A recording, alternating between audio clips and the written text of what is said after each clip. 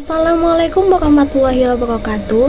Dalam video kali ini kami akan membahas materi mengenai sumber daya manusia dalam bisnis. Yang saya hormati Bapak Zurinal M. Nahwawi SAGMA selaku dosen pengampu mata kuliah Kewirausahaan Asuransi Syariah 6C. Baiklah, alangkah baiknya sebelum sesi pemaparan materi, saya akan memperkenalkan teman kelompok saya, yaitu yang pertama ada Soibatul Aslamia Nasution sebagai pemateri, dan saya sendiri Gita Islia Asmara sebagai moderator serta pemateri.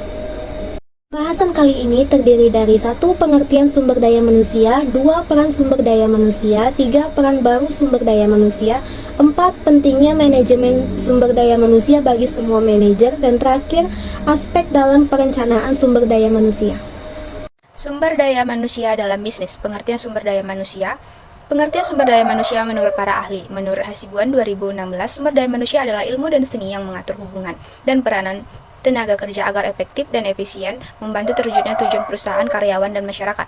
Mathis dan Johnson, menurutnya sumber daya manusia merupakan suatu rancangan sistem-sistem formal dalam suatu organisasi untuk memastikan penggunaan bakat dan potensi manusia secara efektif dan efisien agar bisa mencapai tujuan organisasi. Peran sumber daya manusia. Selama ini fungsi SDM lebih banyak dilihat sebagai pengelolaan administrasi, personalia, atau pengawas dari peraturan perusahaan di bidang ketenagakerjaan.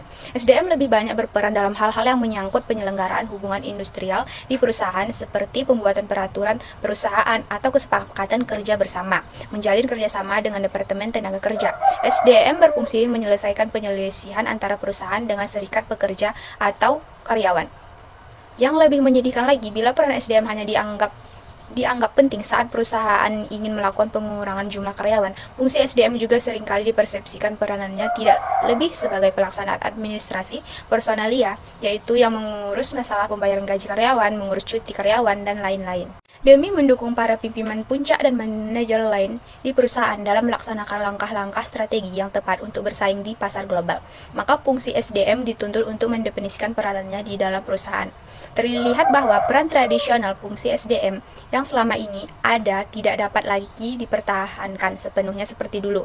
Bila fungsi tersebut ingin tetap hadir di dalam bisnis, peran tradisional ini bukanlah tidak penting, namun peran tradisional tersebut harus diperluas dan diperkaya.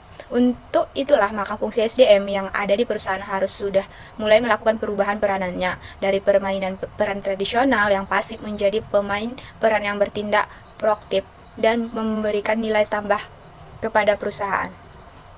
Peran baru sumber daya manusia. Menurut Ulrich tahun 1997, fungsi SDM harus menetapkan standar yang lebih tinggi dari yang telah mereka miliki hingga saat ini. Untuk itulah Ulrich menyarankan 4 peran baru yang harus dimainkan oleh fungsi SDM dan para praktisnya agar dapat memberikan hasil dan menciptakan keuntungan dari keberadaan mereka di dalam perusahaan. Di antaranya, 1. Sebagai mitra bisnis strategis, maksudnya dituntut untuk mempunyai kemampuan dalam menerjemahkan strategi bisnis yang ditetapkan perusahaan menjadi tindakan yang nyata di lapangan. Yang kedua, sebagai ahli di bidang administrasi, maksudnya harus mampu melakukan rekayasa ulang terhadap proses-proses kerja yang dilakukan selama ini. Yang ketiga, sebagai pendukung dan pendorong kemajuan karyawan.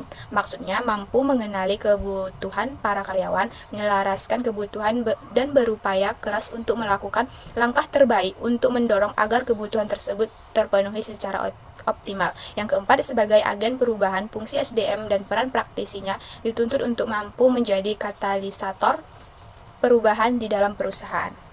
Manajemen sumber daya manusia bagi semua manajer. Di dalam tugas seseorang manajer dapat melakukan hal lain dengan benar, yaitu memberikan rencana-rencana yang cemerlang, menggambarkan bagan organisasi dengan jelas, membangun jalur komunikasi yang modern, dan menggunakan pengendalian akuntansi yang canggih. Tetapi sebagai seorang tetap gagal dengan mempekerjakan orang yang salah atau dengan tidak memotivasi bawahan. Berikut merupakan beberapa kesalahan personal yang tidak ingin Anda lakukan di saat mengatur, misalnya mempekerjakan orang yang salah untuk pekerjaan tersebut, mengambil proses penggantian karyawan tinggi, orang yang Anda andalkan tidak melakukan yang terbaik, menghabiskan waktu untuk wawancara yang tidak berguna, membuat perusahaan Anda dituntut oleh pengadilan karena tindak diskriminasi. Untuk itu, manajemen SDM sangat penting bagi semua manajer perusahaan. Aspek lini dan staf dari manajemen sumber daya manusia. Semua manajer dalam artian tertentu adalah manajer sumber daya manusia karena mereka semua terlibat dalam kegiatan-kegiatan seperti perekrutan, wawancara, seleksi, dan pelatihan. Namun kebanyakan perusahaan juga memiliki sebuah departemen sumber daya manusia dengan manajer sumber daya manusianya sendiri. 2. Wewenang lini versus wewenang staf. Manajer lini diberi wewenang untuk mengarahkan pekerjaan bawahan, sementara manajer staf di lain pihak diberi wewenang untuk membantu dan menasihati manajer lini dalam menyelesaikan tujuan-tujuan dasar ini. 3. Tanggung jawab manajer sumber daya manusia dari manajer lini. Menetapkan orang yang benar pada pekerjaan yang tepat. Memulai karyawan baru dalam organisasi orientasi, melatih karyawan untuk jabatan yang bagi mereka masih baru, serta dan lainnya. 4. Tanggung jawab manajemen sumber daya manusia dari Departemen Sumber Daya Manusia. Departemen Sumber Daya Manusia memberikan bantuan spesial ini. Dalam melakukan hal ini, manajemen sumber daya manusia menjalankan 3 fungsi yang berbeda. Yang pertama, fungsi lini. Manajer sumber daya manusia menjalankan sebuah fungsi lini dengan mengarahkan kegiatan dari orang-orang di dalam departemennya sendiri dan dalam bidang-bidang jasa, seperti kafetaria pabrik. Yang kedua, fungsi koordinatif. Para manajer sumber daya manusia berfungsi sebagai koordinator kegiatan personal, sebuah tugas yang sering dideferensi sebagai kendali fungsional. Yang ketiga, fungsi jasa atau staf. Melayani dan membantu manajer ini dalam upaya mereka untuk tunduk kepada hukum pekerjaan yang adil dan keamanan kerja. Sebagai aspek dalam perencanaan sumber daya manusia. A. Analisis jabatan. Adapun langkah yang digunakan dalam melakukan analisis jabatan adalah sebagai berikut. Mengidentifikasi serta menganalisis jabatan yang ingin ditempati. Tinjaulah informasi latar belakang yang relevan seperti bagian organisasi, bagian proses, dan uraian jabatan. Pilihlah posisi yang representatif untuk dianalisis. Selanjutnya, analisislah secara sungguh-sungguh jabatan dengan mengumpulkan data berdasarkan kegiatan jabatan. Tinjaulah informasi dengan pemangku jabatan. Informasi analisis jabatan hendaknya diverifikasi. Kembangkanlah suatu uraian jabatan dan spesifikasi jabatan. Perencanaan tenaga kerja. Perencanaan sumber daya manusia adalah kegiatan perencanaan jumlah tenaga kerja yang dibutuhkan sesuai dengan hasil analisis jabatan yang sudah dibuat. Perencanaan meliputi penentuan jumlah tenaga kerja serta syarat yang diinginkan. C. Pengadaan tenaga kerja. Pengadaan karyawan merupakan upaya untuk memperoleh jumlah dan jenis tenaga kerja yang tepat untuk memenuhi kebutuhan organisasi dalam rangka mencapai tujuan bisnis. D. Penilaian prestasi kerja. Penilaian prestasi kerja merupakan proses organisasi yang mengevaluasi prestasi kerja karyawan terhadap pekerjaannya. Esensinya, superior dan karyawan secara formal melakukan evaluasi secara terus-menerus.